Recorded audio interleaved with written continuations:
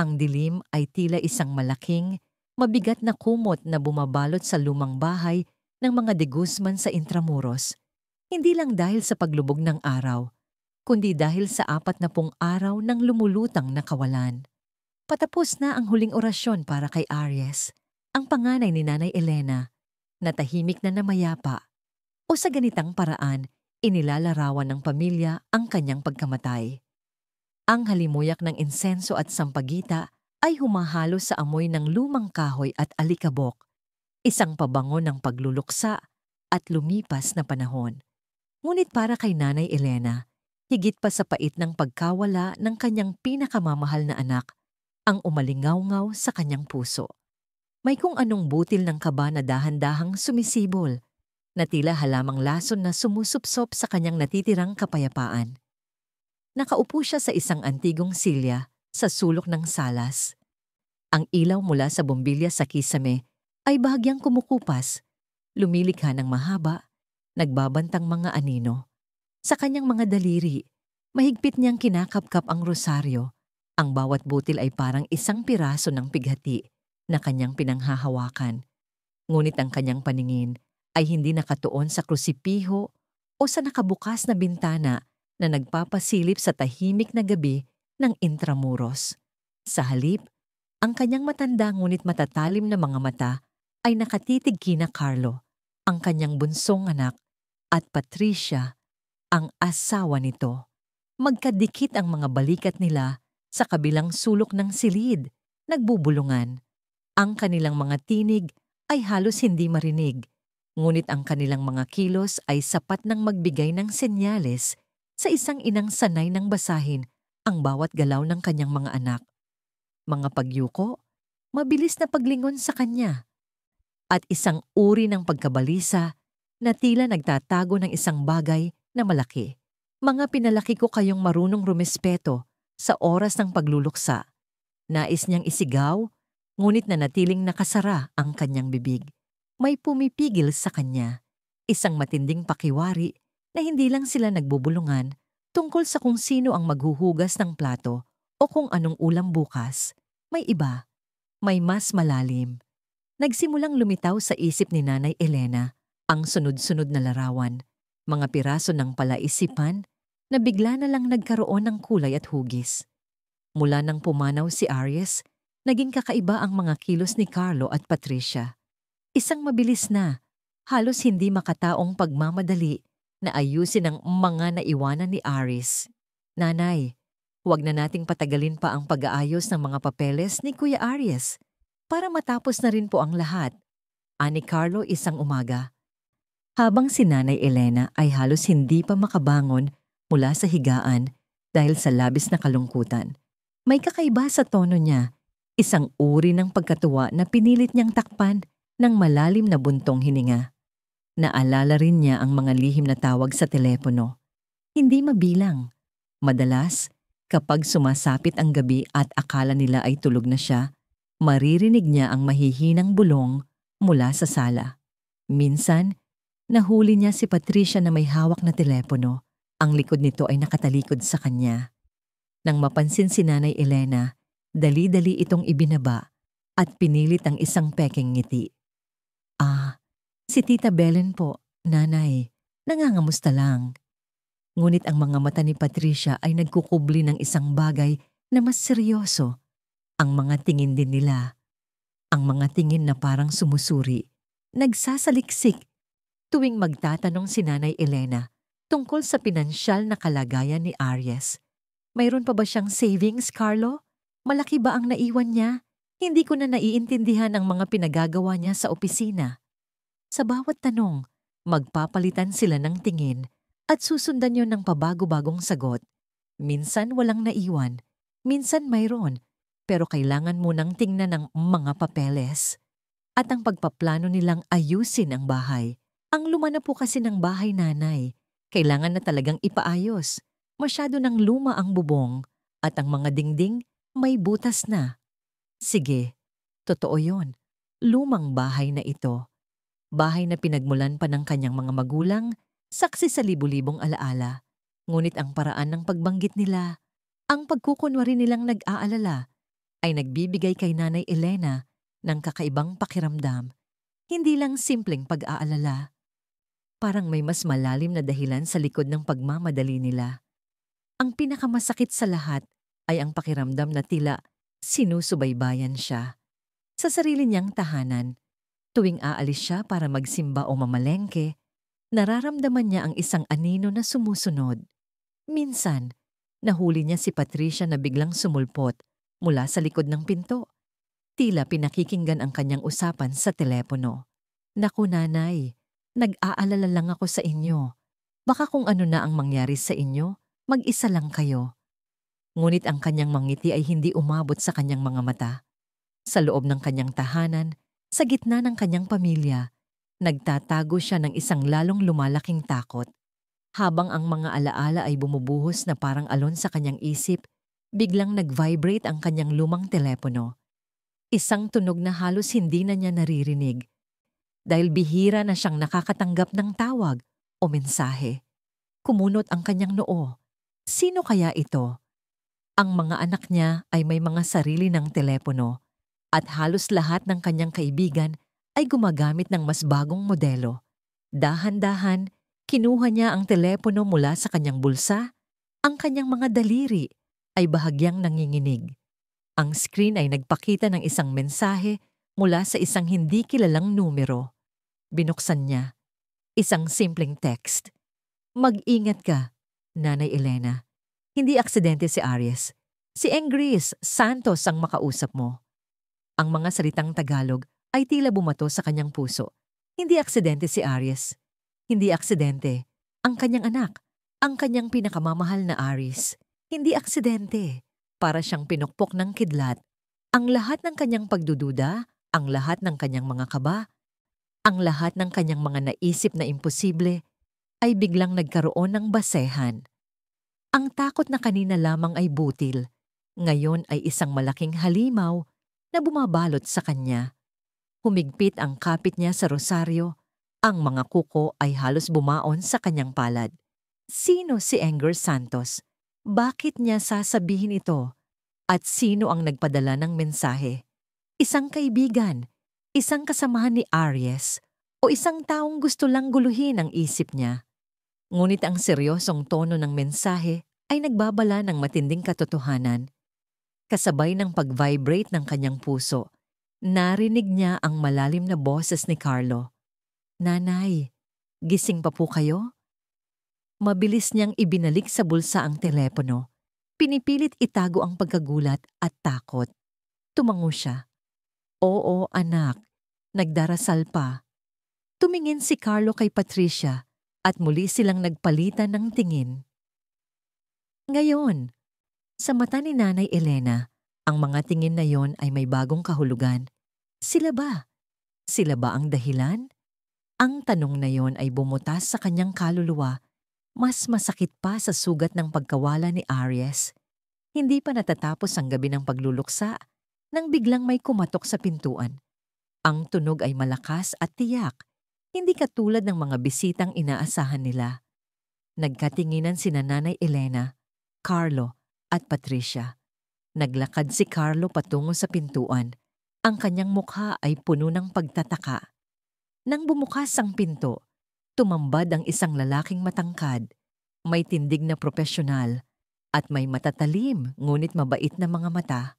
Naka-business casual ito, tila galing sa trabaho o mahalagang pagpupulong. "Magandang gabi po," bati niya. "Pasensya na po sa abala. Ako po si Miguel Santos, Engris Santos. Kasamahan po ako ni Aries sa trabaho." Agad na kumalabog ang puso ni Nanay Elena. Engris Santos. Ang pangalan sa mensahe. Nandito siya. May dahilan. Engineer Santos.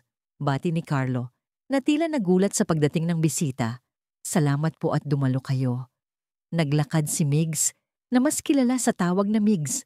Papasok sa bahay, ang kanyang mga mata ay agad na humanap kay Nanay Elena. Sa kanyang kamay, may hawak siyang isang maliit na bagay. Isang USB drive. Simple lang ito, kulay itim. Ngunit sa paningin ni Nanay Elena, ito ay tila isang piraso ng nakatagong katotohanan. "Nanay Elena, ani Migs. Ang boses ay malalim at may bahid ng pag-aalala. Lumapit siya, nagbigay galang sa matanda. Ito po pala, iniwan ni Aris sa akin. Bago po siya nawala. Sabi niya, ibigay ko raw po sa inyo pagkatapos ng ika-40 araw. Ibinigay niya ang USB kay Nanay Elena. Ang kanilang mga daliri ay nagdikit sa isang iglap. Sa pagdikit na yon, tila may elektrisidad na dumaloy sa katawan ni Nanay Elena. Nakita niya ang matinding pag-aalala sa mga mata ni Migs. Isang pag-aalala na mas malalim pa sa simpleng pakikiramay. Nanay Elena, bulong ni Migs. Ang boses ay halos hindi marinig, na tila takot na marinig ng sinumang nakapaligid sa kanila. Kailangan po nating mag-usap ng pribado. May kailangan po akong sabihin tungkol kay Aries. Delikado po. Ang delikado po ay tila eko sa buong silid, kahit na ito ay bulong lamang, parang isang selyo sa lahat ng kanyang mga hinala at takot. Delikado. Si Aries, hindi aksidente. Ang kanyang mga anak, ang bahay, ang lahat. Pinakawalan ni Migs ang kanyang kamay at dali-dali siyang yumuko bilang pagpapaalam. Ang kanyang mga mata ay nanatiling nakatingin kay Nanay Elena, puno ng babala.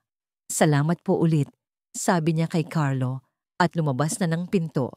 Naiwan si Nanay Elena sa gitna ng silid, hawak ang USB na tila isang pira-pirasong katotohanan. Ang bawat salita ni Migs, ang bawat tingin niya, ang bawat hinala ay bumabalik sa kanya na parang malakas na alon. Ang mensahe sa telepono, ang mga lihim na kilos ni na Carlo at Patricia, ang matinding pakiramdam na may nagmamanman. Lahat ay nagkakasama sa isang nakakapanindig balahibong larawan. Delikado po. Ang buong katawan ni Nanay Elena ay nanginig. Ang kanyang puso ay kumalabog ng malakas. Tila gusto nang kumawala mula sa kanyang dibdib. Pilit niyang inunawa ang mensahe at ang babala ni Migs. Nagsimula na siyang magduda ng mas malalim pa sa pagkamatay ng kanyang anak at ang papel ni na Carlo at Patricia dito. Ang pighati sa pagkawala ni Aries ay biglang nahaluan ng matinding galit at isang takot na tila nakakakain sa kanyang kaluluwa.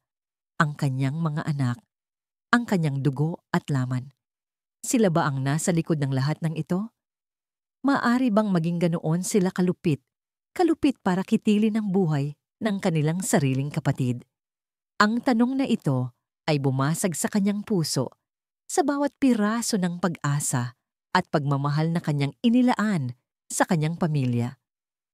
Walang hapis ang makakapantay sa pighating na darama niya ngayon, hindi lang sa pagkawala ng anak, kundi sa posibleng pagtataksil ng kanyang sariling dugo. Ang gabi sa Intramuros ay naging mas malamig, mas madilim, at puno ng hindi masasabing pangamba. Ang rosaryo sa kanyang kamay ay naging isang malamig na bato, at ang USB ay isang mabigat na selyo ng katotohanang handa nang bumulaga sa kanya. Kailangan niyang malaman ang katotohanan. Para kay Aries, para sa kanyang sarili. Ang umaga ay sumikat sa isang pambihirang katahimikan sa Intramuros. Tila ang mundo ay humihinto upang magbigay daan sa nalalapit na bagyo. Ngunit para kay Nanay Elena, ang umaga ay nagdala ng masidhing pangangailangan na kumilos.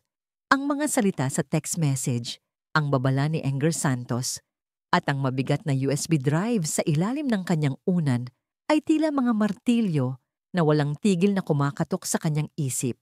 Nang araw na yon, matapos magkunwari na mamalengke, palihim siyang sumakay sa isang jeepney patungong Malate. Ang kanyang puso ay halos lumabas sa dibdib. Pinili niya ang isang lumang kapihan na tinawag na Bahay Kape, na nakasiksik sa isang eskinita na tila napabayaan na ng panahon. Ang lugar ay may mga lumang upuang kawayan, pader na pininturahan ng kulay kape, at mahina ang tunog ng lumang radyo na nagpapatugtog ng mga awiting Pilipino ng nakaraan. Ang amoy ng sariwang kape at piniritong tinapay ay tila nagpapagaan ng mabigat na hangin, ngunit hindi nito natakpan ang kanyang matinding kaba. Si Migs ay naroon na, nakaupo sa isang sulok, Ang kanyang mga mata ay nakatingin sa labas ng bintana, tila nag-aalala. Nang makita siya, agad siyang tumayo. Ang kanyang mukha ay seryoso at walang emosyon. Nanay Elena, bati niya at iginaya siya sa upuan. Isang tasa ng kape ang nasa harapan niya at agad na itinulak ni Migs ang menu. Ano mang gusto niyo? Nanay? Kape na lang din. Tugon ni Nanay Elena. Ang kanyang boses ay bahagyang nanginginig. Ang kanyang mga kamay ay mahigpit na nakahawak sa kanyang bag na tila nagkukubli ng kanyang buong takot.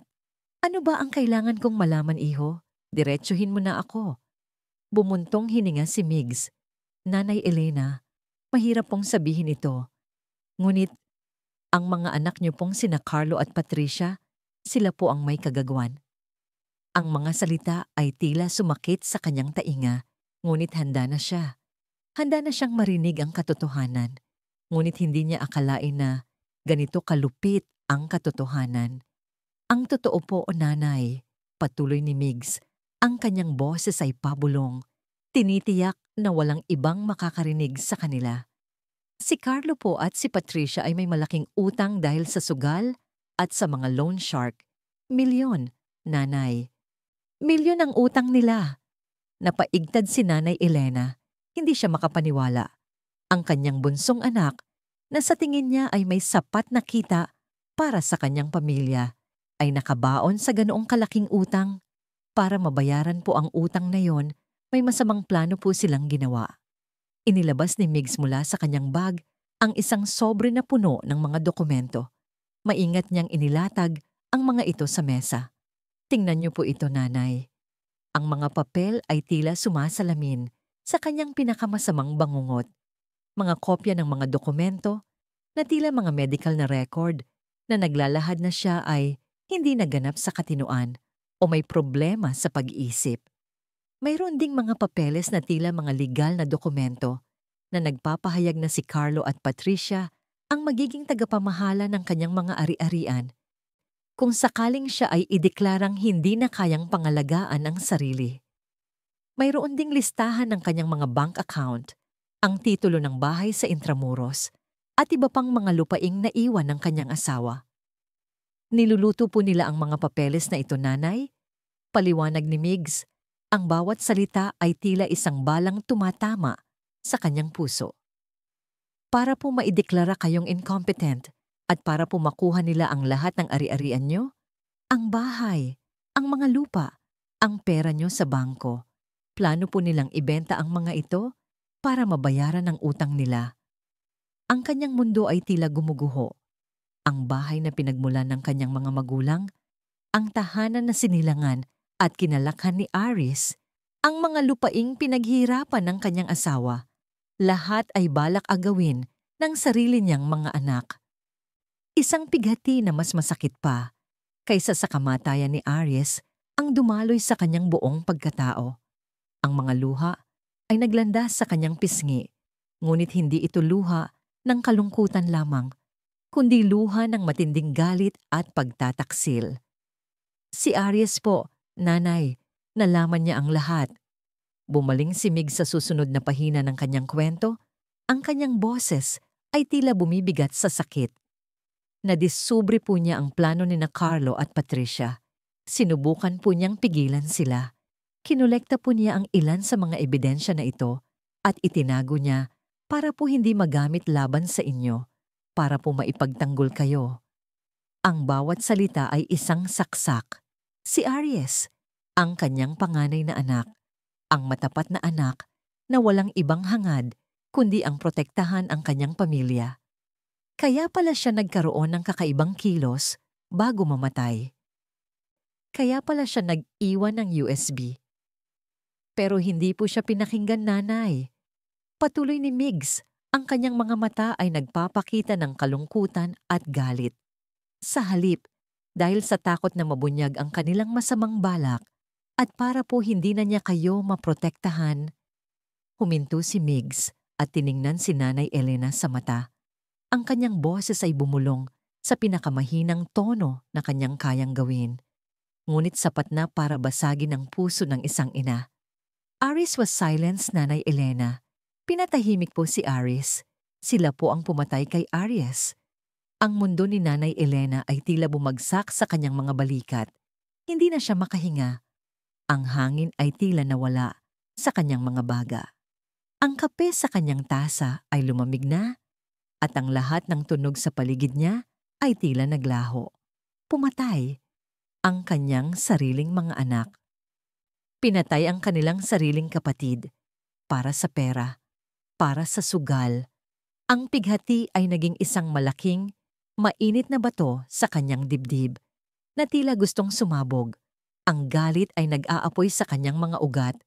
Isang apoy na hindi niya kailanman naramdaman noon.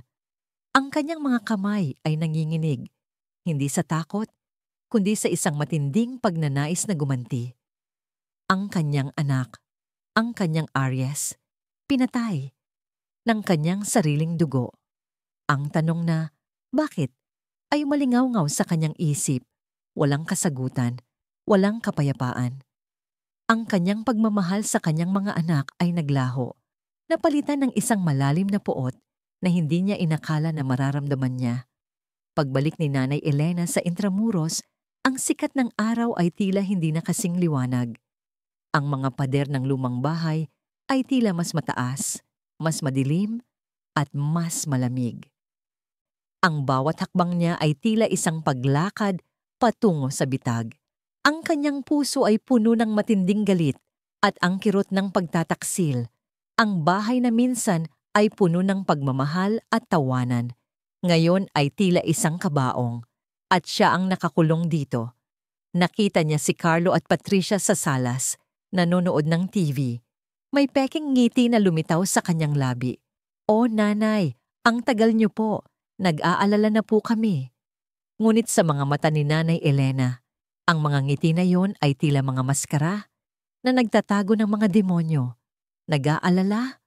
Bulong niya sa kanyang sarili. Nag-aalala para sa sarili ninyo. Sinubukan niyang maging kalmado. Sinubukan niyang magsalita sa isang paraan na hindi magpapahalata sa kanyang nalaman. "Kailangan ko kayong kausapin," sabi niya. Ang kanyang boses ay tila may kakaibang lamig. Nagkatinginan si Carlo at Patricia. Isang mabilis na pagpapalitan ng tingin, puno ng takot. "Tungkol saan po, Nanay?" tanong ni Patricia. Ang kanyang boses ay tila pilit na pinatatamis. "Tungkol sa mga plano ninyo," diretsyong sabi ni Nanay Elena. Hindi niya kayang magkunwari pa. "Ang mga utang ninyo, ang bahay na ito, ang mga ari-arian namin." Agad na nagbago ang kanilang mga mukha. Ang maskara ay natanggal. Sumigaw si Patricia. "Nanay, ano po ba ang sinasabi ninyo? Nagpaparinig po ba kayo? Alam niyo po ba ang sakit na nararamdaman namin? Ang hirap ng mawalan ng kapatid." At nagsimulang umiyak. Ang mga luha ay tila dumadaloy ng mabilis. Ngunit sa mata ni Nanay Elena, ito ay tila mga luha ng buwaya. "Hindi po totoo yan, Nanay," giit ni Carlo. Ang kanyang boses ay naglalaman ng pananakot na tinatangkang itago. "Sino po ba ang nagsabi sa inyo niyan? Nagpapaniwala po kayo sa mga tsismis. Mayroon po sigurong gusto lang sirain ang pamilya natin." "Hindi tsismis ang nakita ko," sagot ni Nanay Elena. Ang kanyang boses ay matigas, puno ng kapaitan. "Nakita ko ang mga papeles, ang plano ninyo, ang pagbalak ninyong ideklara akong baliw para makuha ang lahat." Biglang tumayo si Carlo. Ang kanyang mukha ay galit. "Nanay, wala po kayong pruweba. Ginugulo po kayo ng kung sino. Sa edad niyo po, Nanay, dapat po ay nagpapahinga na lang kayo. Baka po dahil sa stress kaya po nag-iisip kayo ng kung ano-ano." Ang mga salitang yon ay hindi lang pagtanggi, kundi isang pananakot. Isang matalas na paalala na ang mga papel na yon ay ginawa para gamitin laban sa kanya. Ang mga salita niya ay tila nagsasabing, "Pilitin mo pa? At kami ang magpapahanap ng paraan para ikaw ay ideklarang baliw." Nakaramdam si Nanay Elena ng matinding pagkadismaya. Ang kanyang puso ay nabiyak. Ang kanyang mga anak ay hindi lamang traidor, kundi walang puso. Pinatay nila si Aries at ngayon ay handa nilang sirain siya. Wala kayong awa. Bulong ni Nanay Elena. Ang kanyang boses ay halos hindi marinig. Paano ninyo nagawa kay Aris? Paano ninyo nagawa sa inyong sariling ina? Nagsimulang magbago ang takot sa loob ni Nanay Elena. Hindi na ito simpleng takot sa nawala, kundi takot para sa kanyang buhay at takot sa kapangyarihan ng kanyang mga anak. Alam niya na siya ay nakakulong, hindi ng rehas, kundi ng kanyang sariling dugo. Ang bawat galaw niya ay tila sinusubaybayan. Bawat tingin nila ay tila nagbabanta. Ang kanyang mundo ay unti-unting bumagsak. Hindi lang si Aris ang nawala sa kanya. Ngayon, pati ang kanyang mga ari-arian, ang kanyang reputasyon, at marahil, ang kanyang kalayaan ay mawawala rin. Nawalan siya ng anak, at ngayon ay nawawalan din siya ng pamilya. Ang pighati ay naging isang malaking, walang katapusang karagatan, at siya ay lumulubog. Ngunit sa gitna ng matinding pagkadismaya, may isang maliit na apoy ang sumiklab sa kanyang puso. Ito ay apoy ng galit, apoy ng determinasyon. Hindi siya susuko. Hindi niya hahayaan na matalo siya ng kanyang sariling mga anak. Si Aris ay kinasuhan ng walang katarungan. Ang kanyang pangalan ay dumi. Kailangan niyang hanapin ang katotohanan at kailangan niyang makamit ang katarungan. Para kay Aris, para sa kanyang sarili, para sa lahat ng kanyang pinaghirapan. Sinubukan ni Nanay Elena na kontakin ang kanyang lumang abogado, si Atoyna Ramirez, na matagal ng kaibigan ng pamilya. Ngunit sa bawat pagsubok, ang tawag ay laging napuputol o hindi sumasagot ang kabilang linya. Tila may humaharang sa kanyang mga tawag. Ang kanyang telepono ay tila naging isang piraso ng basura. Lumapit siya sa bintana at nakita niya ang isang itim na van na nakaparada sa tapat ng bahay, isang kotse na hindi niya kailanman nakita. Ang mga bintana nito ay tinted at hindi niya makita ang loob. Ngunit alam niya na mayroong nakamasid sa kanya. Ang pakiramdam na sinusundan ay nagiging mas malinaw, mas nakakatakot. Hindi na lang siya pinipigilan sa kanyang bahay. Siya ay binabantayan. Hindi na ako pwedeng manatili dito. Bulong niya sa sarili, ang kanyang mga mata ay nanlilisik. Kailangan niyang tumakas. Kailangan niyang lumaban. At alam niya na ang laban na ito ay hindi magiging madali. Ito ay laban para sa kanyang buhay, para sa kanyang alaala, at para sa kanyang anak na pinaslang. Ang gabi ay bumabalot sa Intramuros, ngunit ngayon, ang dilim ay hindi na lamang pangamba. Ito ay isang babala at isang panawagan sa pakikipaglaban. Ang dilim ng gabi ay hindi na kasing payapa para kay Nanay Elena. Ang bawat anino sa Intramuros ay tila nagtatago ng isang mata. Bawat tahimik na sulok ay tila nagkukubli ng nagbabantang presensya. Sa loob ng kanyang tahanan, na ngayon mas pakiramdam niya ay bilangguan, ang kanyang puso ay kumalabog ng matindi. Hindi lamang sa takot, kundi sa isang matinding pagpapasya. Hindi na siya mananatili rito. Hindi na siya magiging biktima. Kailangan niyang lumabas, huminga, at hanapin ang katarungan na pilit na ipinagkakait kay Aris. Kinuha niya ang kanyang lumang bag, inilagay ang USB drive sa pinakailalim nito, kasama ang ilang piraso ng damit at kaunting pera. Ang kanyang mga kamay ay nanginginig, ngunit ang kanyang isip ay malinaw. Hindi na siya bata, ngunit ang karanasan sa buhay at ang matinding pagmamahal sa kanyang anak ang nagbibigay sa kanya ng lakas. Bawat kibot ng kanyang lumang kasuotan, bawat kaluskos ng sahig na kahoy ay tila isang babala. Alam niya na binabantayan siya, hindi lang nina Carlo at Patricia, kundi ng mga taong pinagbabayad nila. Maingat siyang naglakad, patungo sa likod ng bahay, sa lumang kusina. Ang kanyang mga mata ay sinanay na sa dilim, at bawat kasangkapan ay kanyang nababatid ang lokasyon. Naririnig niya ang mahinang tunog ng TV sa salas. Hudyat nagising pa sina Carlo at Patricia. Ito ang kanyang pagkakataon. Mayroon siyang isang lihim na pinto sa likod ng kusina. Isang daanan na dati ginagamit ng kanyang yumaong asawa para lumabas papuntang hardin nang hindi dumadaan sa harap. Ang pinto, na balot sa makapal na halaman, ay matagal nang hindi ginagamit at halos wala nang nakakaalam maliban sa kanya at sa kanyang asawa. Ngayon, ito ang kanyang kaisa-isang pag-asa. Dahan-dahan niyang binuksan ang trangka na tumunog ng mahina, tila nagrereklamo sa paggamit nito matapos ang mahabang panahon. Pinigilan niya ang kanyang hininga. Walang narinig. Lihim siyang lumabas. Ang sariwang hangin sa labas ay tila nagbibigay sa kanya ng bagong buhay, bagong pag-asa. Ang hardin ay madilim. Ang mga dahon ng halaman ay tila mga anino na sumasayaw sa hangin. Ngunit ang kanyang pagtakas ay hindi naging madali.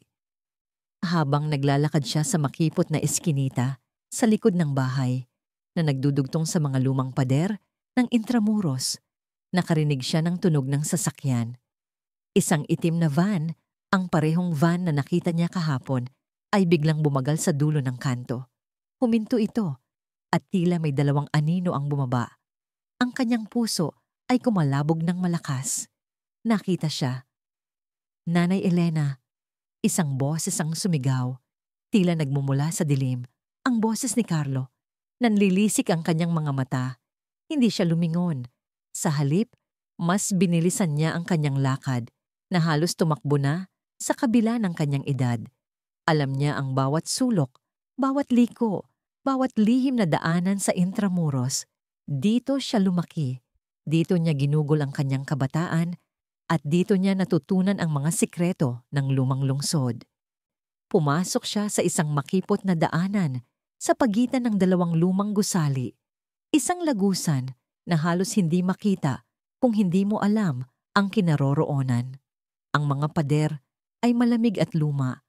Ang amoy ng alikabok at lumot ay humahalo sa amoy ng hangin. Sa likod niya, naririnig niya ang tunog ng mga yabag at ang boses ni Carlo na sumisigaw. Habulin niyo, huwag niyong palalayain. Ang kanyang mga binti ay sumasakit. Ang kanyang baga ay tila sumusunog. Ngunit hindi siya susuko. Ang mukha ni Aris ay lumilitaw sa kanyang isip, nagbibigay sa kanya ng inspirasyon. Para kay Aris, para sa katarungan. Tumawid siya sa isang maliit na plaza na may lumang fountain na ngayon ay tahimik at patay. Ang mga ilaw ng poste ay mahina at ang mga anino ay tila naglalaro sa paligid niya. Nakita niya ang isang tricycle na nakaparada sa dulo ng kalsada.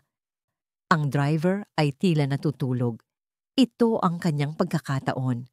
Ngunit habang papalapit siya, may dalawang lalaki ang lumabas mula sa likod ng fountain. Ang kanilang mga mukha ay nakatalukbong. Sila ang mga tauhan. Mabilis silang tumakbo papalapit sa kanya. Kahit matanda na, hindi nagpatalo si Nanay Elena. Sa isang iglap, naalala niya ang isang shortcut na dati ginagamit niya para makaiwas sa mga naglalarong bata. Tumalon siya sa isang mababang pader na halos hindi niya kaya at nagtago sa likod ng isang lumang kariton ng basura. Ang kanyang puso ay kumalabog ng malakas. Narinig niya ang mga lalaki na dumaan sa tabi niya, nagbubulungan sa paghahanap. Saan nagpunta ang matanda? Naku, baka nakita niya na tayo.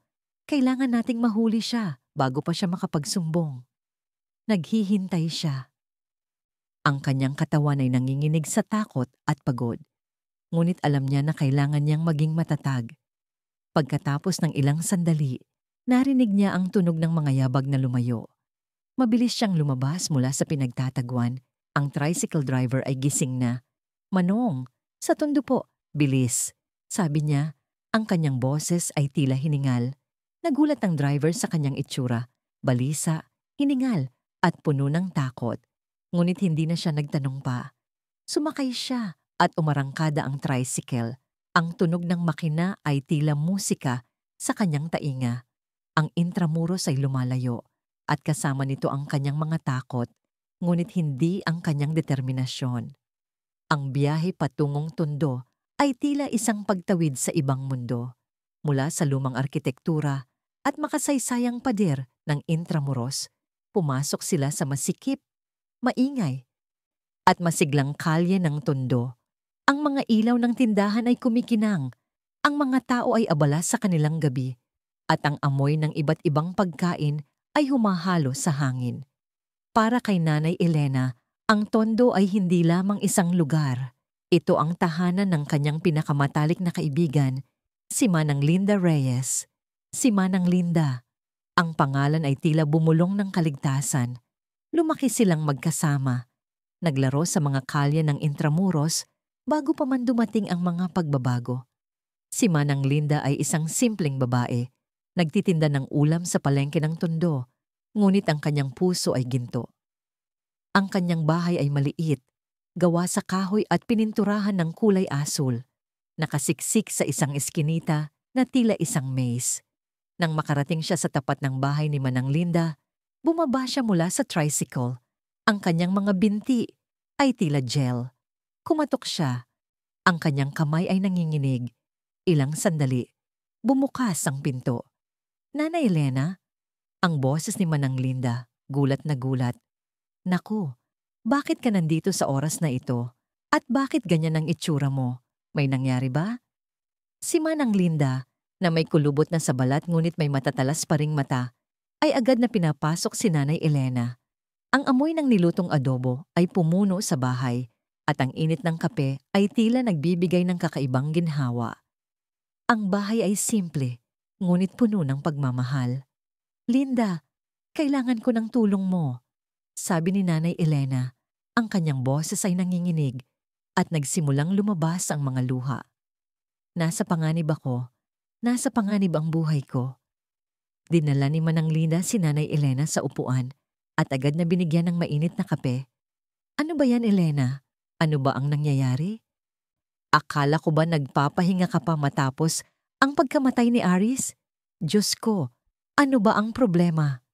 At doon, sa gitna ng maliit na bahay sa Tondo, sa harap ng kanyang pinakamatalik na kaibigan, isinalaysay ni Nanay Elena ang buong kwento. Mula sa kakaibang kilos ni na Carlo at Patricia, ang text message, ang babala ni Migs, ang pagtataksil ng kanyang sariling mga anak, ang plano nilang ideklara siyang baliw, at ang pinakamalaking sakit sa lahat, ang pagpatay nila kay Aries. Habang nagkukwento si Nanay Elena, ang mukha ni Manang Linda ay nagpapalit-palit ng emosyon. Mula sa gulat, naging pagkadismaya. Pagkatapos ay matinding galit. Ang kanyang mga kamay ay mahigpit na nakahawak sa tasa ng kape. Ang mga kuko ay halos bumaon sa gilid. Hindi ito totoo, Elena. Sigaw ni Manang Linda. Ang kanyang boses ay nanginginig sa galit. Ang iyong sariling mga anak? Papatayin ang sariling kapatid at tatraydurin ang kanilang sariling ina? Hindi ko ito matatanggap. Mga walang hiya. Pinakamaliit na aso ang mga iyan. Niyakap ni Manang Linda si Nanay Elena at sabay silang umiyak. Ang mga luha ay naglandas sa kanilang mga pisngi, luha ng pighati, galit at pagtataksil. Ngunit sa pagyakap na yon, nakaramdam si Nanay Elena ng kakaibang ginhawa. May kasama na siya. Hindi na siya nag-iisa sa laban na ito. Dito ka matulog, Elena, sabi ni Manang Linda. Ang kanyang boses ay matatag. Walang sino man ang makakahanap sa iyo dito. Ako ang bahala. Aalagaan kita. At tutulungan kitang ipaghiganti si Aries.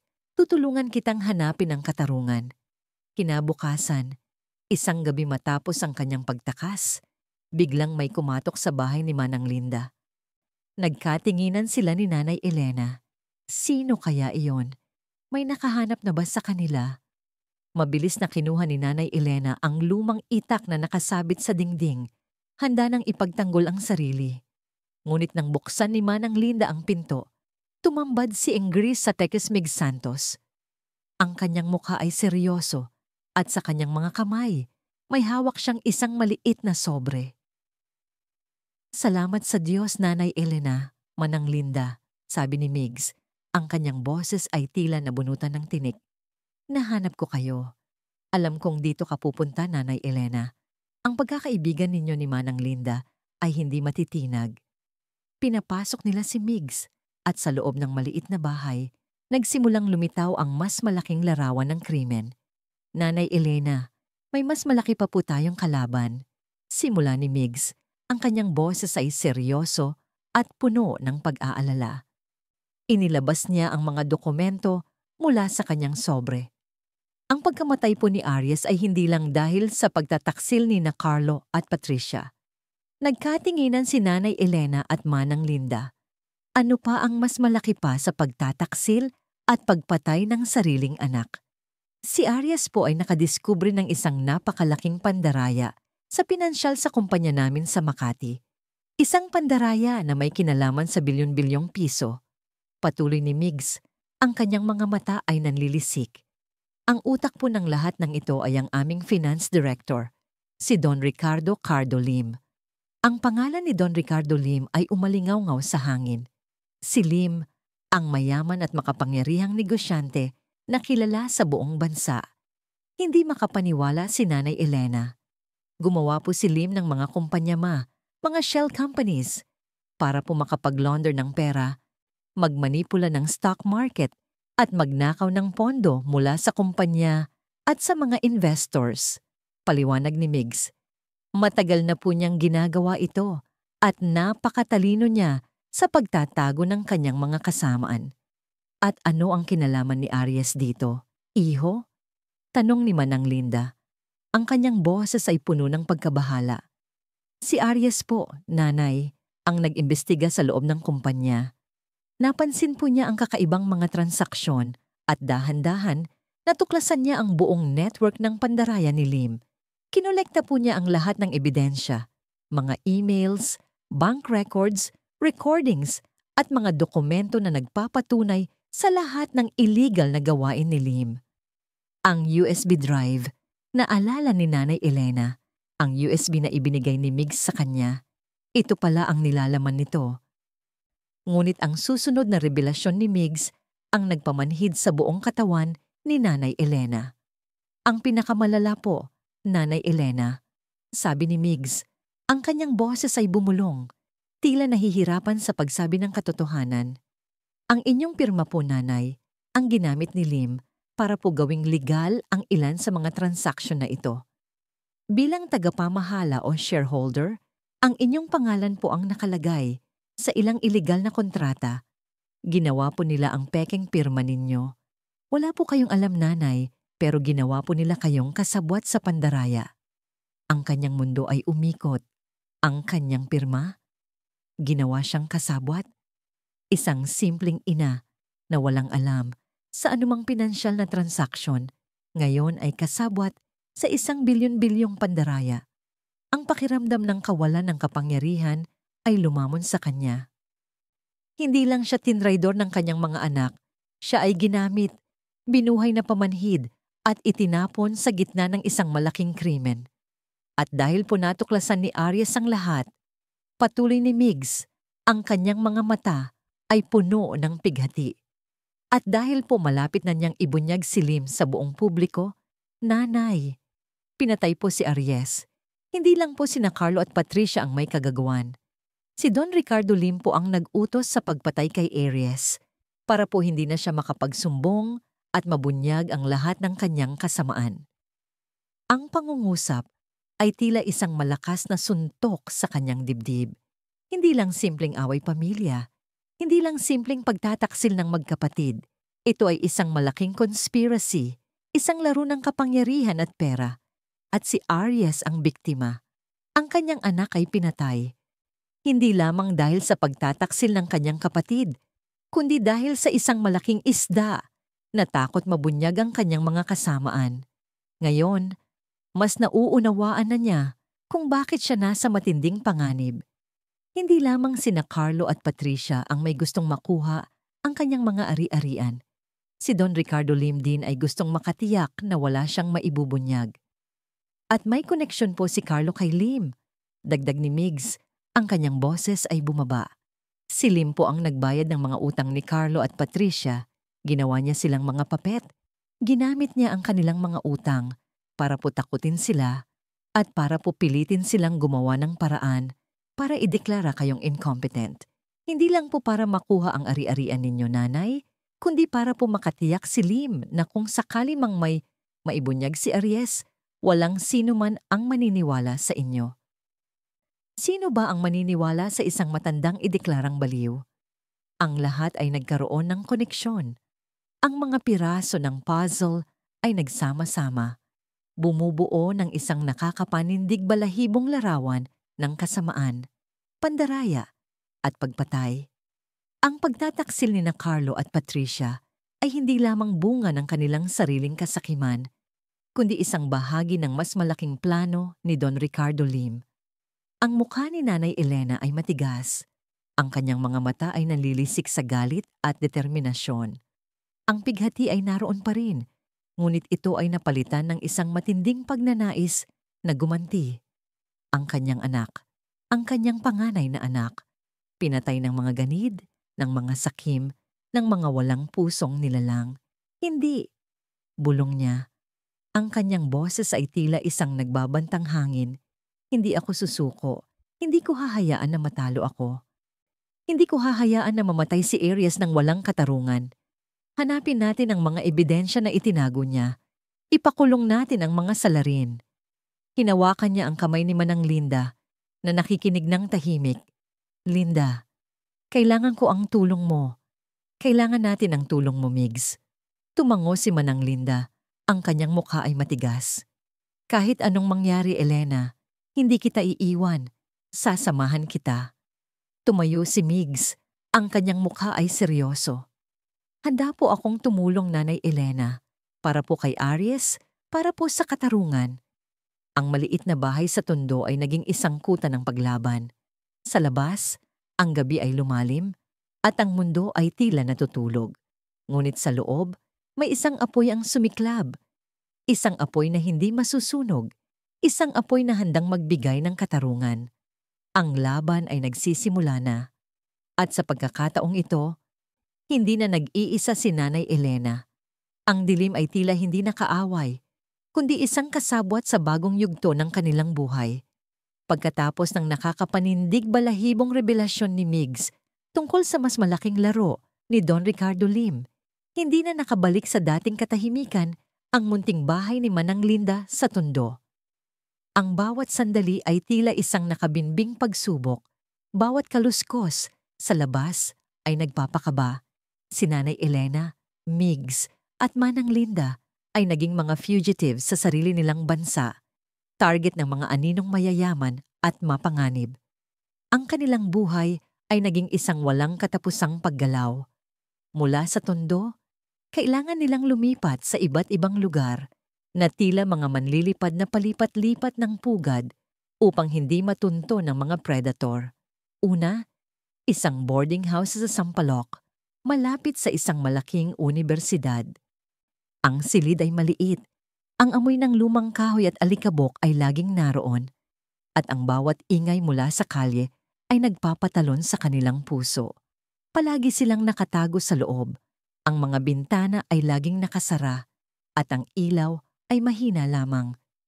Pinaghatian nila ang maliit na espasyo. Si Nanay Elena sa isang lumang kama, si Manang Linda sa banig sa sahig, at si Migs sa silya na halos hindi makatulog. Hindi ko alam kung gaano pa tayo katagal makakatago, Elena. Bulong ni Manang Linda isang gabi, habang mahina ang ilaw ng bombilya. Ang kanyang boses ay tila pagod na. Bawat araw, pakiramdam ko ay lalong humihigpit ang hawak ng mga taong iyon. Nakatitig si Nanay Elena sa kisame, ang kanyang mga mata ay blangko. Kakayanin natin, Linda, para kay Aries at para sa ating kalayaan. Ngunit sa loob-loob niya, nararamdaman din niya ang matinding pagod. Ang kanyang mga buto ay sumasakit, ang kanyang isip ay laging alerto, at ang kanyang puso ay puno ng halo-halong galit at lungkot. Pagkatapos ng ilang araw, naramdaman nilang hindi na sila ligtas sa Sampaloc. Isang itim na van na may tinted windows ang ilang beses na namataan ni Migs na umiikot sa lugar. Hindi na sila nagdalawang isip.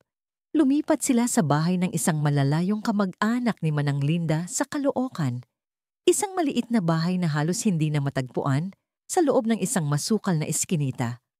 Ang lugar ay mas tahimik, ngunit ang paghihinala ay laging naroon. Tuwing gabi, ang mga anino sa labas ay tila mga nagmamanman. Bawat yabag sa kalye ay nagpapaisip sa kanila kung ito na ba ang katapusan. Naging maingat sila sa lahat ng bagay. Nagpapalit sila ng ruta tuwing aalis. Umiiwas sa mga pangunahing kalsada at nag-iingat sa kanilang mga pag-uusap. Binago ni Migs ang kanyang numero ng telepono at si Nanay Elena ay hindi na gumagamit ng kanyang telepono. Ang bawat pagkilos ay may kasamang takot. Bawat desisyon ay may panganib. Nagsimula na silang maubusan ng pera at ang mga pagkaing kinakain nila ay simple lamang, halos hindi na sapat para sa kanilang lumang katawan. Ang mahalaga po ay buhay tayo, Nanay, sabi ni Migs isang umaga habang kumakain sila ng pandesal at kape. Ang kanyang mukha ay halatang puyat, ngunit ang kanyang mga mata ay nanatiling matalim at alerto. Hanggat may buhay, may pag-asa tayong makahanap ng katarungan. Ang mga salitang yon ay tila musika sa pandinig ni Nanay Elena. Sa gitna ng lahat ng panganib at pagod, ang pag-asa ay nanatili, maliit man, ngunit nag-aalab. Isang hapon, kailangan nilang bumalik sa Maynila para makakuha ng ilang mahahalagang dokumento na maitatago ni Migs. Nagpasya silang sumakay ng jeepney, ang pinakakaraniwan at pinaka-abnormal na paraan ng transportasyon na maaring gamitin ng isang taong tinutugis. Umaasa na. Sa dami ng tao ay hindi sila mapapansin. Sumakay sila sa isang jeepney sa EDSA, papuntang Divisoria, ang sikat na pamilihan sa Maynila. Ang jeepney ay puno. Siksikan ng mga pasahero, ang amoy ng pawis, gasolina at iba't ibang pabango ay humahalo sa hangin. Nakaupo si Nanay Elena sa tabi ng bintana, si Manang Linda sa kanyang tabi, at si Migs sa pinakadulo, malapit sa labasan, laging alerto. Ang bawat stoplight ay nagdudulot ng kaba. Bawat pagbagal ng jeepney ay nagpapabilis ng tibok ng kanilang puso. Habang papasok sila sa abalang kalsada ng rekto, biglang napansin ni Migs ang isang itim na van na sumusunod sa kanila. Hindi lang ito basta sumusunod. Ang van ay tila gumagawa ng mga kakaibang maniobra na tila sinusubukang makalapit sa jeepney. Bumilis ang tibok ng puso ni Migs. Nanay Elena, Manang Linda, bulong niya. Ang kanyang boses ay tila may babala. May sumusunod sa atin. Napalingon si Nanay Elena sa likod at nakita niya ang van. Kinabahan siya, ngunit pinilit niyang manatiling kalmado. Hindi ito ang unang beses na nakita niya ang van na yon. Ang kanyang mga mata ay nagpapakita ng isang matinding takot, ngunit sa ilalim nito ay may nag-aalab na determinasyon. Nagsignal si Migs sa driver ng jeepney. Manong, pakibaba po kami sa susunod na kanto. Bilis po. Ngunit huli na. Ang van ay biglang huminto sa tabi ng jeepney at dalawang lalaki ang bumaba. Ang kanilang mga mukha ay balot ng itim na maskara. Ang mga ito ay mga hitman ni Lim na halatang armado. Sumigaw ang isa. Nandyan sila. Huwag ninyong palalagpasin. Isang kaguluhan ang naganap sa loob ng jeepney. Sumigaw ang mga pasahero. Ang iba ay nagtangkang lumabas, ngunit siksikan ng kalsada at traffic. Ang driver ng jeepney ay nagulantang din at pilit na binilisan ng takbo, ngunit nahaharangan ng traffic. Dito tayo sa palengke? Sigaw ni Migs, ang kanyang mga mata ay naghahanap ng ruta. Nakita niya ang isang makipot na daanan na papunta sa palengke ng Divisoria na puno ng tao at ingay. Manong, pakaliwa, sa palengke! Sumunod ang driver at lumiko ang jeepney patungo sa kabi-kabilang tindahan at tao. Ang palengke ng Divisoria ay isang labirint ng tao, tunog at amoy. Ang ingay ng mga nagtitinda, ang hiyawan ng mga mamimili, ang amoy ng sariwang isda, gulay at iba't ibang produkto ay bumungad sa kanila. Bilis! Nanay Elena, Manang Linda, sigaw ni Migs. Hinawakan niya sa kamay si Nanay Elena. at si Manang Linda naman ay humawak sa kanyang damit.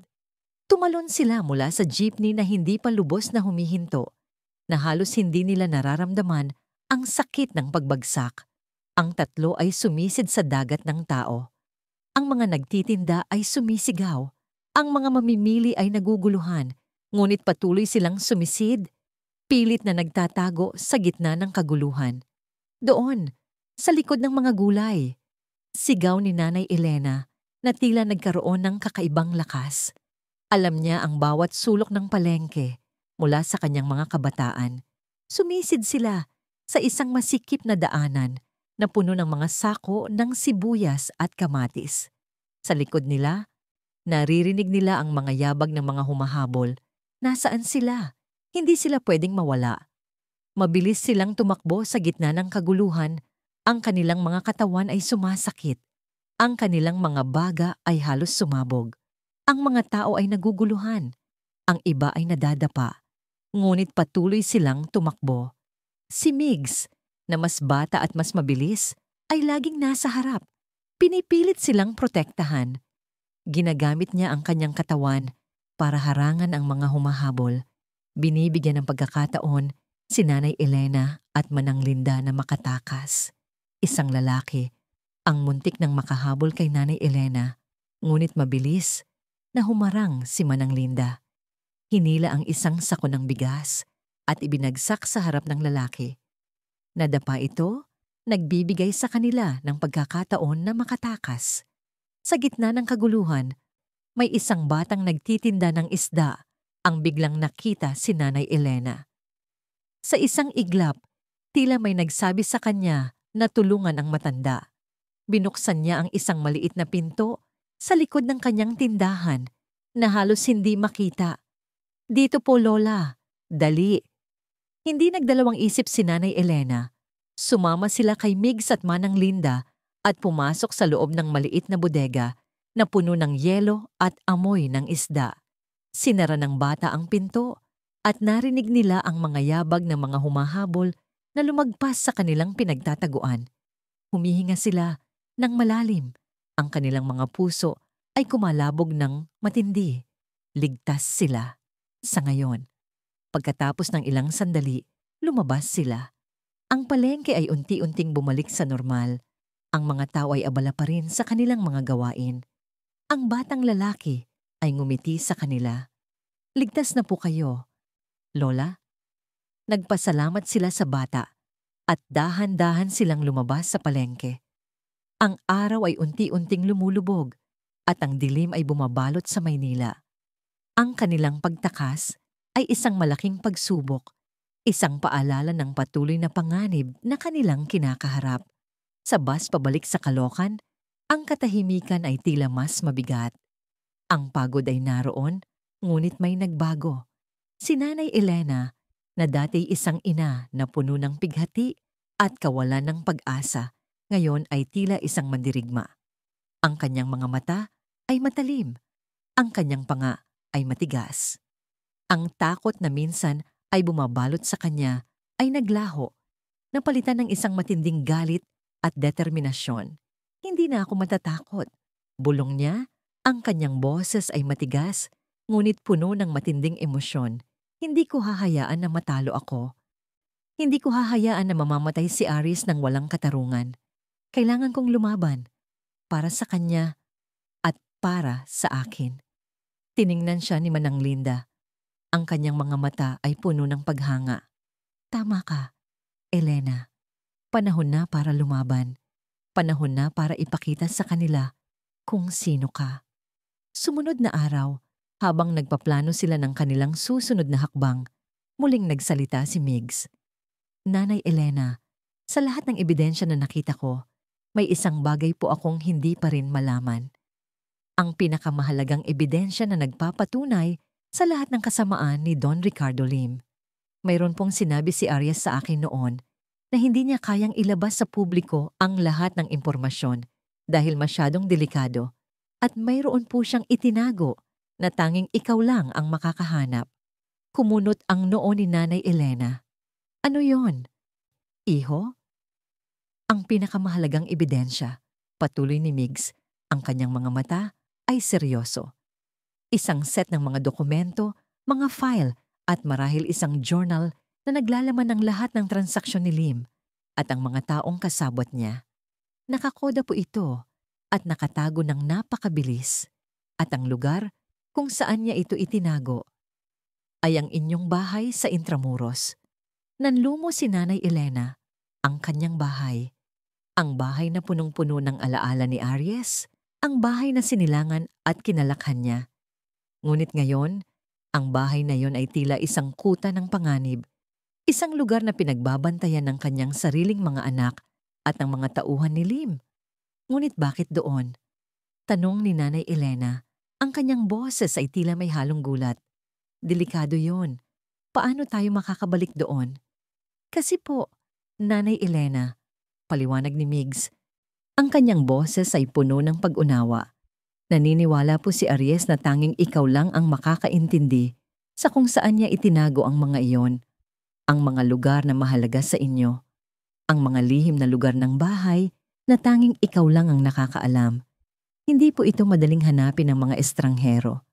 At alam po ni Aries na ang iyong pagmamahal ang magiging susi para mahanap ang katotohanan. Naalala ni Nanay Elena ang mga laro nilang taguan ni Aries noong bata pa ito.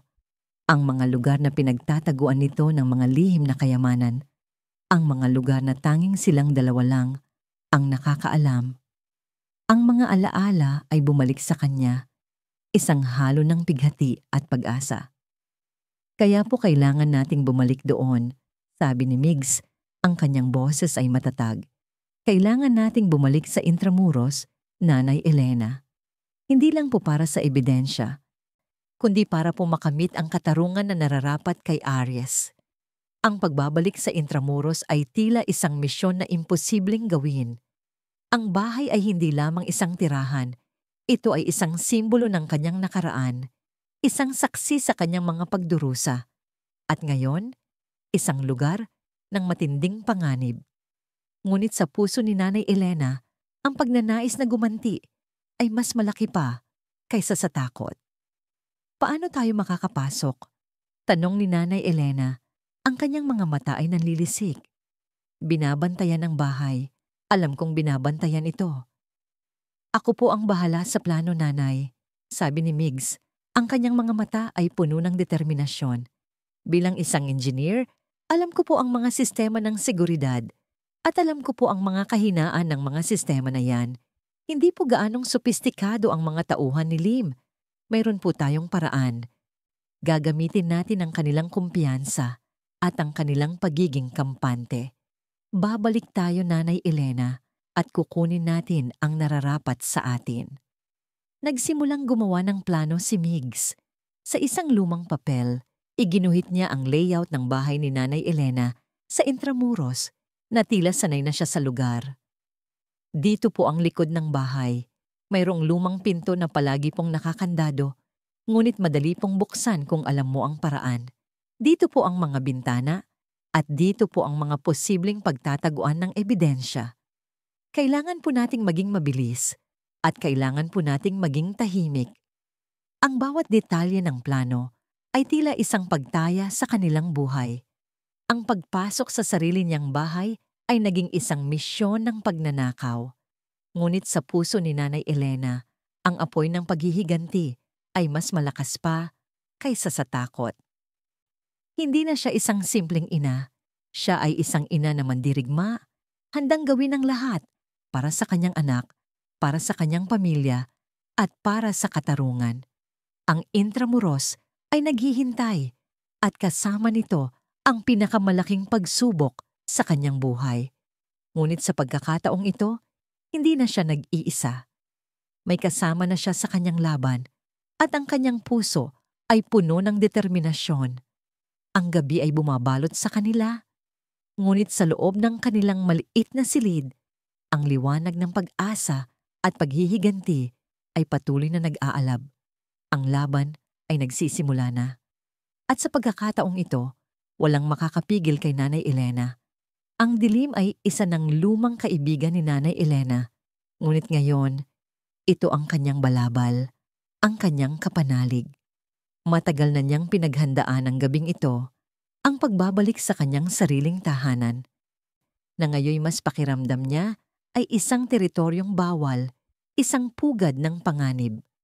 Sa patnubay ni Migs na nagbigay ng mga instruksyon mula sa isang lihim na lokasyon at sa patuloy na pagbabantay ni Manang Linda mula sa malayo, nagsimula ang kanyang misyon. Nagkubli si Nanay Elena bilang isang manang naglilinis, isang matandang babaeng naghahanap buhay sa gabi upang makaiwas sa mga nagbabantay sa Intramuros. Suot niya ang isang lumang damit na may ilang butas, ang kanyang buhok ay nakapusod at may ilang hibla ng buhok na nakawala sa suklay. At ang kanyang mukha ay nilagyan ng kaunting uling sa pisngid para mas magmukhang pagod at marumi. May dala siyang isang basahan at isang maliit na balde, at ang kanyang mga paa ay nakasuot ng lumang tsinelas. Sa kanyang kalooban, ang kanyang puso ay kumalabog ng matindi. Ngunit ang kanyang mga mata ay nanatiling matalim at puno ng determinasyon. Naglakad siya sa mga batong kalye ng Intramuros.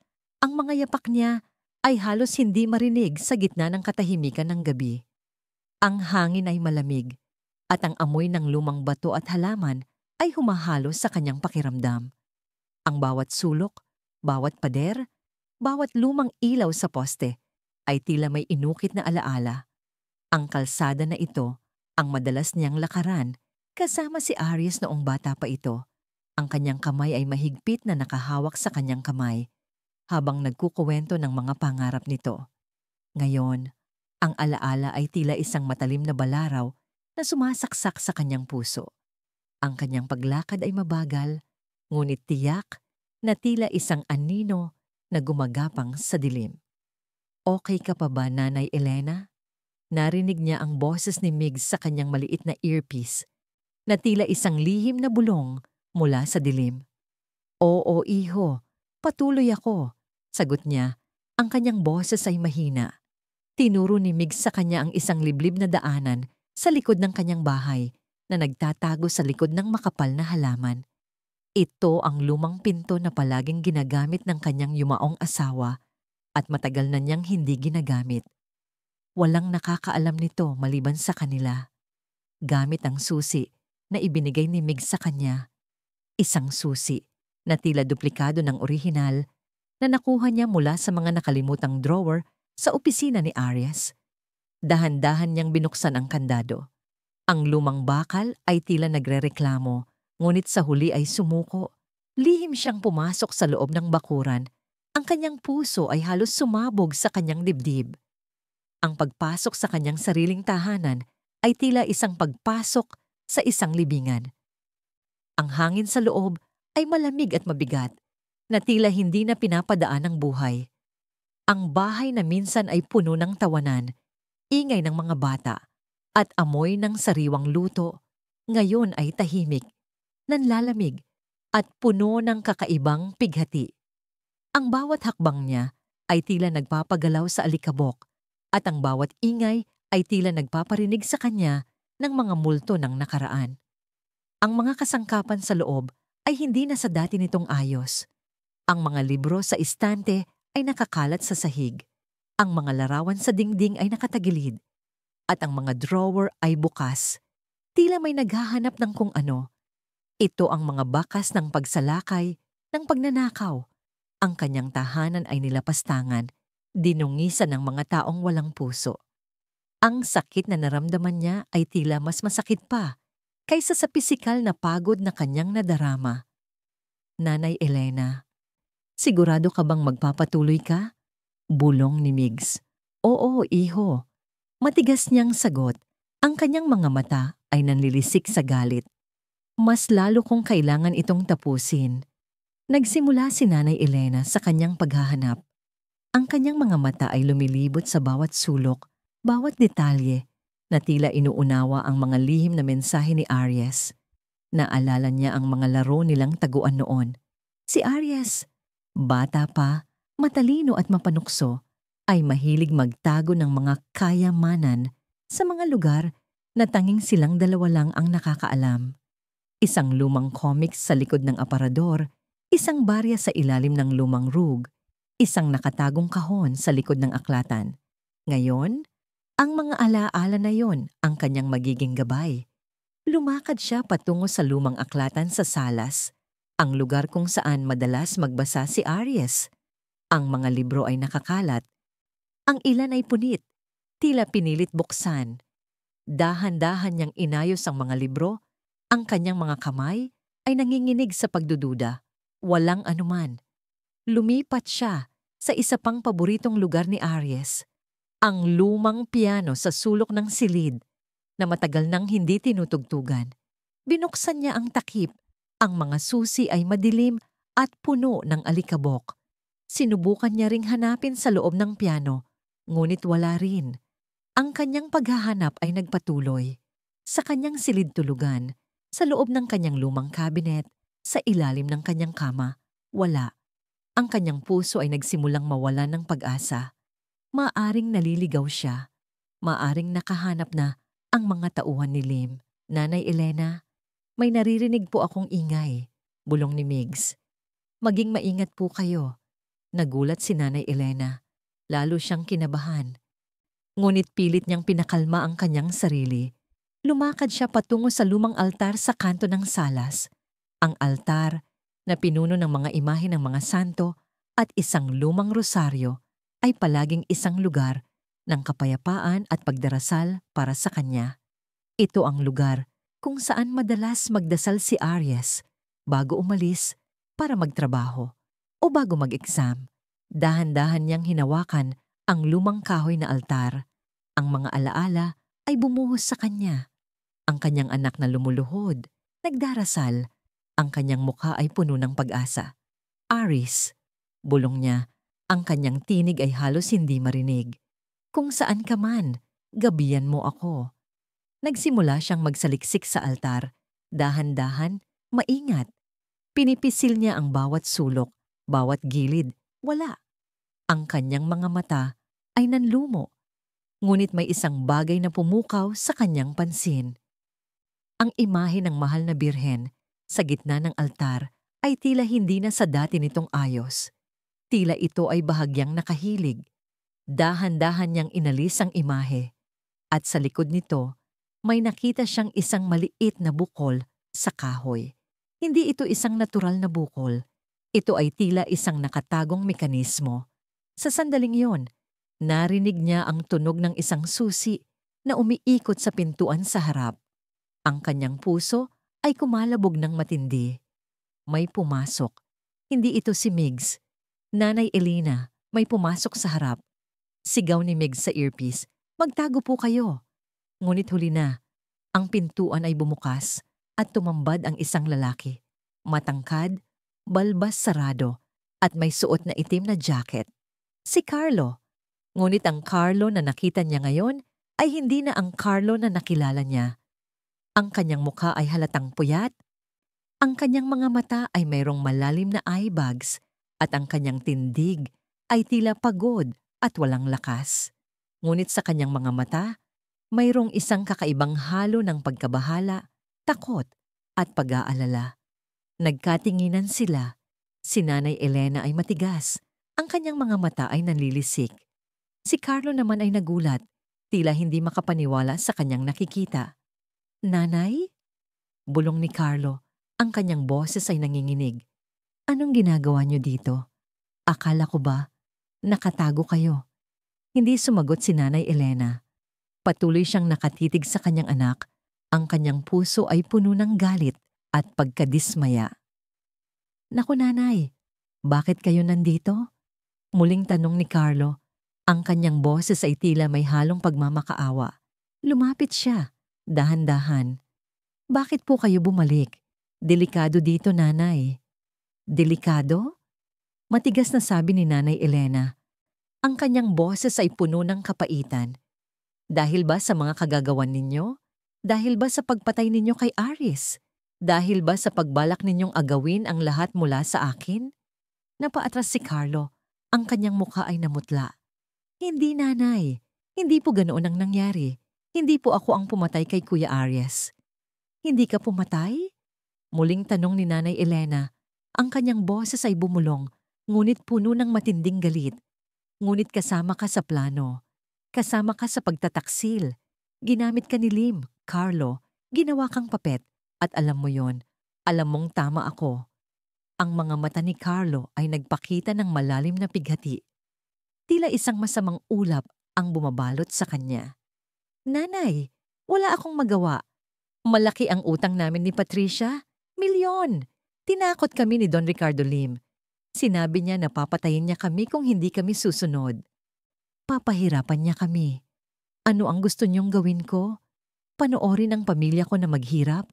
Panoorin ang mga anak ko na mawalan ng kinabukasan? Ang mga salita ni Carlo ay nagdulot ng kaunting awa sa puso ni Nanay Elena. Ngunit mabilis itong naglaho. Hindi sapat ang takot para maging dahilan ng pagtataksil at pagpatay. Hindi iyan ang dahilan para pumatay ng sariling kapatid, Carlo, sabi ni Nanay Elena. Ang kanyang boses ay malakas. Hindi iyan ang dahilan para traidorin ang sarili mong ina. Nagkaroon kayo ng pagpipilian, ngunit pinili ninyo ang kasakiman. Pinili ninyo ang kasamaan.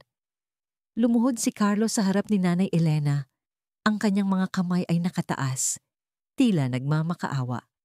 Nanay, patawarin niyo po ako. Alam kong nagkamali ako. Patawarin niyo po ako sa lahat ng nagawa ko. Pero kailangan nating magtulungan, Nanay. Kung hindi tayo magtutulungan, pare-pareho tayong mamamatay. Si Don Ricardo Lim, hindi siya titigil hanggat hindi niya nakukuha ang gusto niya. Kung makikita niya tayo na nag-aaway, lalo niya tayong pahihirapan. Magtulungan tayo, Nanay. Itago natin ang lahat ng ito. Kalimutan na natin ang lahat. Simulan natin ulit ang buhay. Babaguhin ko ang sarili ko. Hinding-hindi na ako gagawa ng masama. Pangako, Nanay. Pangako. Ang mga luha ay dumaloy sa pisngi ni Carlo. Ang kanyang mukha ay puno ng huling pag-asa. Siya ay tila isang taong nalulunod na kumakapit sa anumang dayami na kanyang makikita. Ngunit ang puso ni Nanay Elena ay matigas na parang bato. Ang kanyang pananampalataya sa kanyang anak ay matagal nang nawala. Ang pagmamahal niya kay Carlo ay naglaho, napalitan ng isang malalim na pighati para kay Aris. Ang kanyang anak na pinaslang, ang kanyang anak na ipinagtanggol siya. Hindi, Carlo. Matigas na sabi ni Nanay Elena. Ang kanyang boses ay walang anumang awa. Hinding-hindi ko makakalimutan ang ginawa ninyo kay Aries. Ang pagpatay sa sarili mong kapatid. Ang pagtataksil sa sarili mong ina. Hindi ko kayang kalimutan ang sakit na dinulot ninyo sa akin. Ang tiwala ko ay nawala na at hindi na ito maibabalik. Tumayo si Nanay Elena. Ang kanyang mukha ay puno ng matinding pagpapasya. Lumapit siya sa altar. Ang kanyang mga kamay ay patuloy na naghahanap. Ang maliit na bukol sa likod ng imahe ng mahal na birhen. Ano po ang ginagawa niyo, Nanay? Tanong ni Carlo. Ang kanyang boses ay puno ng pagkabahala. Nagtataka siya. Pinindot ni Nanay Elena ang bukol. Dahan-dahan, may isang maliit na bahagi ng kahoy ang gumalaw. Nagbubunyag ng isang maliit na kompartimento. Sa loob, may nakita siyang isang lumang metal na kahon na nakatago ng maayos. Ang kanyang puso ay kumalabog ng matindi. Ito na ang hinahanap niya. Binuksan niya ang kahon. Sa loob, mayroong isang USB drive, ilang lumang papel na may nakasulat na mga code, at isang maliit na journal. Ito ang mga ebidensya. Ang lahat ng kasamaan ni Don Ricardo Lim, ang lahat ng pagtataksil ni na Carlo at Patricia. Ang katotohanan sa likod ng pagkamatay ni Aries. Ang sandaling iyon ay isang halo ng paglaya at matinding pighati. Paglaya dahil natagpuan niya ang katotohanan. Pighati dahil sa laki ng pagtataksil na kanyang natuklasan, na nagmumula sa kanyang sariling pamilya. Ang kanyang mga kamay ay nanginginig, hindi sa takot, kundi sa isang matinding emosyon. Iyan ba ang hinahanap niyo, Nanay? Bulong ni Carlo. Ang kanyang boses ay puno ng takot. Alam niya kung ano ang nasa loob ng kahon. Alam niya na ito ang kanyang katapusan. Mabilis siyang tumayo at sumugod patungo kay Nanay Elena. Ang kanyang kamay ay inabot para agawin ang kahon. Ibigay niyo sa akin iyan, Nanay. Kailangan nating itago iyan. Ngunit mabilis si Nanay Elena. Sa kabila ng kanyang edad, ang kanyang mga kamay ay matatag. Hinawakan niya ng mahigpit ang kahon at pilit na pinigilan si Carlo. Ang kanyang mga mata ay nanlilisik sa galit. Hindi niya hahayaan na makuha ni Carlo ang ebidensya. Ito ang buhay ni Aries. Ito ang kanyang katarungan. Hindi. Sigaw ni Nanay Elena. Ang kanyang boses ay puno ng pagpapasya. Hindi mo ito makukuha, Carlo. Ito ang katarungan para kay Aries. Nagpumiglas si Carlo. Ang kanyang mukha ay puno ng desperasyon. Nanay, wag po. Papahamak tayo. Magtulungan na lang tayo. Ngunit hindi na siya nakikinig. Hawak niya ng mahigpit ang kahon. Ang kanyang mga mata ay nakatitig sa kanyang anak. Puno ng pagtataksil. Ang laban ay nagsimula na. At sa pagkakataong ito, walang sino man ang makakapigil sa kanya. Ang pinto sa harap ay biglang bumukas. Ang pinto sa harap ay biglang bumukas. Kasabay ng isang malakas na pagtulak na nagpagulantang sa buong bahay. Sa gitna ng pakikipag-agawan ni Nanay Elena at Carlo para sa kahon ng ebidensya, ang tunog na yon ay tila isang busina ng kamatayan at kaligtasan ng sabay. Natigil sa pagpupumiglas si Carlo. Ang kanyang mukha ay puno ng matinding pagkabahala, habang si Nanay Elena naman ay matigas pa ring nakahawak sa kahon. Ang kanyang mga mata ay nanlilisik sa galit. Tumambad sa kanila si Ingrid. Mig Santos, ang kanyang tindig ay matatag at ang kanyang mga mata ay matalim. Puno ng determinasyon, hindi siya nag-iisa. Sa kanyang likod, may ilang pulis na nakasuot ng uniforme ng anti-crime unit. Ang kanilang mga mukha ay seryoso at ang kanilang mga tingin ay nakatuon kina Carlo at Nanay Elena. Ang mga anino ng gabi ay tila umuurong sa presensya ng awtoridad na nagbibigay daan sa isang bagong yugto ng kaguluhan at paghahanap ng katarungan. Carlo de Guzman, arestado ka sa kasong pagpatay at conspiracy to defraud. Matigas na sabi ng isang pulis, ang kanyang boses ay puno ng awtoridad. Mabilis na lumapit ang dalawang pulis kay Carlo at pinilit siyang pigilan. Hindi! Hindi totoo yan. Nanay, wag po kayong maniwala sa kanila. Sigaw ni Carlo. Ang kanyang boses ay puno ng desperasyon habang pilit siyang pumipiglas sa mga pulis.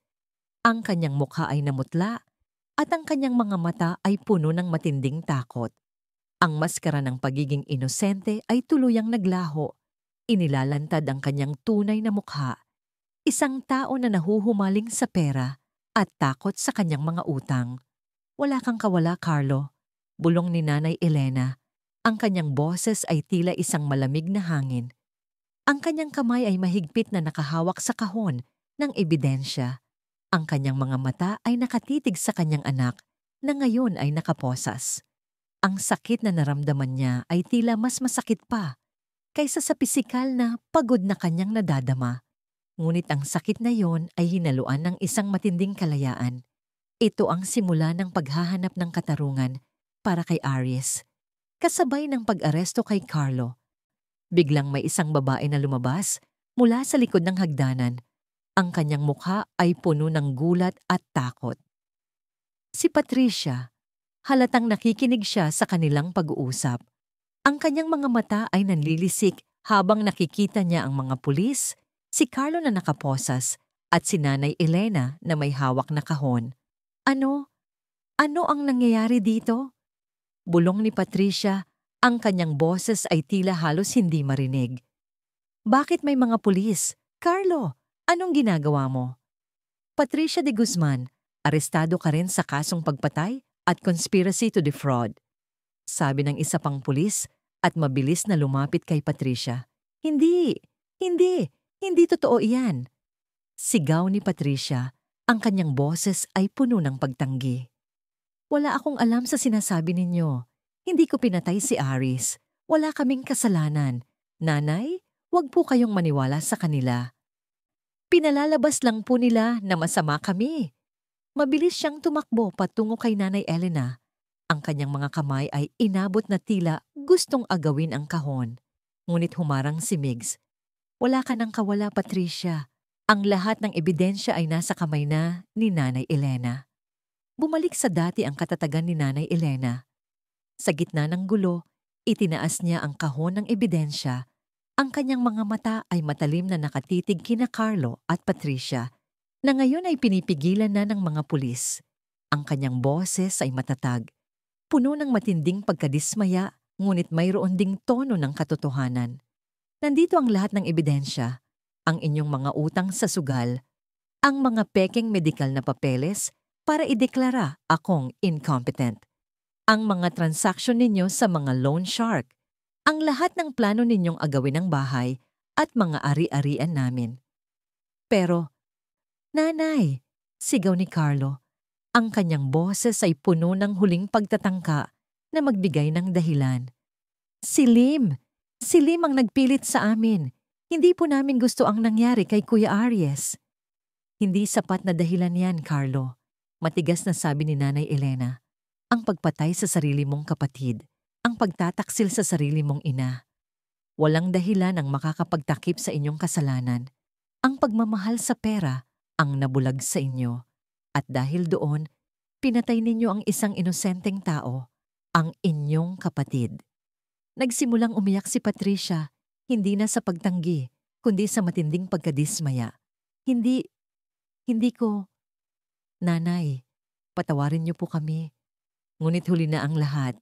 Ang bawat luha ay tila walang kabuluhan sa harap ng matinding ebidensya at pagtataksil na kanilang ginawa.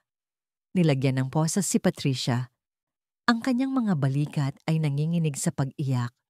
Ang kanyang pagdating sa bahay ay tila hudyat ng kanyang huling pagtatago at ngayon ay nabunyag na ang lahat.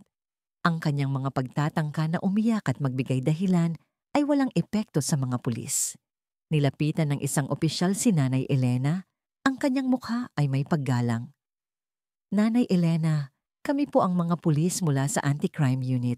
Salamat po sa inyong kooperasyon. Ang mga ebidensya po na ito ay napakahalaga. Ito po ang magsisilbing susi para mahanap ang katarungan para kay Arias de Guzman. Inabot ni Nanay Elena ang kahon ng ebidensya sa opisyal, ang kanyang kamay ay bahagyang nanginginig. Ang pag-aalala at pagod ay naroon, ngunit ang isang matinding pakiramdam ng paglaya ay nagsimulang dumaloy sa kanyang buong pagkatao. Ito na. Natagpuan na niya ang katarungan. Engrianay, Santos, sabi ng opisyal, tumango kay Migs. Salamat po sa inyong tulong. Ang impormasyon po ninyo ay nagbigay daan para po sa pag-aresto sa mga suspect. Ang ebidensya po na iyan, paliwanag ni Migs, ang kanyang boses ay kalmado at tiyak, ay naglalaman ng mga detalye tungkol sa malawakang financial fraud ni Don Ricardo Lim. Siya po ang mastermind. Siya po ang nag-utos sa pagpatay kay Aries at ginamit niya sina Carlo at Patricia para po takpan ang kanyang mga kasamaan. Ang mga pulis ay nagkatinginan. Ang kanilang mga mukha ay seryoso. Ang kaso ay lumalaki na. Hindi lang ito simpleng pagpatay at pagtataksil ng pamilya. Ito ay isang malaking conspiracy na may kinalaman sa isang makapangyarihang negosyante. Kung ganoon po, Nanay Elena, sabi ng opisyal, huwag po kayong mag-alala. Ang mga ebidensya po ninyo ay magagamit para po maipakulong si Don Ricardo Lim at para po mabigyan ng katarungan si Arias de Guzman. Pananagutan po namin ito. Niyaya ng mga pulis si Carlo at Patricia palabas ng bahay. Ang kanilang mga mukha ay puno ng matinding pagkadismaya, pagtanggi at takot. Ang dating maingay na sala ay unti-unting lumubog sa katahimikan. Naiwan si Nanay Elena, Migs at Manang Linda. Niyakap ni Manang Linda si Nanay Elena. Ang kanyang mga mata ay puno ng luha ng saya at pagod. Salamat sa Diyos, Elena. Salamat sa Diyos. Tapos na ang bangungot. Hindi pa tapos, Linda. Bulong ni Nanay Elena. Ang kanyang boses ay tila may halong pighati. Marami pa tayong kailangang gawin, ngunit ito ang simula. Umupo si Nanay Elena sa kanyang lumang silya. Ang kanyang katawan ay tila bumigay sa pagod. Ang kanyang puso ay puno ng halo-halong emosyon. Ang sakit sa pagkawala ni Aries ay naroon pa rin. Isang malalim na sugat na hindi kailanman maghihilom. Ang pagtataksil ni na Carlo at Patricia ay patuloy na bumabagabag sa kanyang kaluluwa. Isang malalim na kirot na hindi madaling kalimutan. Ngunit sa gitna ng lahat ng pighati, may isang kakaibang pakiramdam ng paglaya ang dumaloy sa kanyang buong pagkatao. Nagtagumpay siya. Ginawa niya ang nararapat, nahanap niya ang katotohanan, at ipinaglaban niya ang katarungan para kay Aries. Ang kanyang mga responsibilidad bilang isang ina, bilang isang tagapag-alaga ng kanyang pamilya, ay kanyang nagampanan. Naibalik niya ang karangalan ng kanyang anak at naipagtanggol niya ang kanyang mga ari-arian. Ang kanyang buhay ay nagbago. Hindi na siya ang biktima na puno ng takot at pagkabahala. Siya ngayon ay isang babae na nakatayo, matatag at matapang, na handang harapin ang anumang pagsubok. Ang kanyang mga laban ay hindi pa tapos, ngunit ang pinakamahirap na bahagi ay kanyang nalampasan.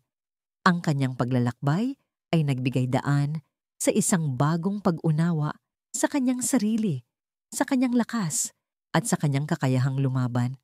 Dahan-dahan, ang gabi sa Intramuros ay nagbigay daan sa umaga.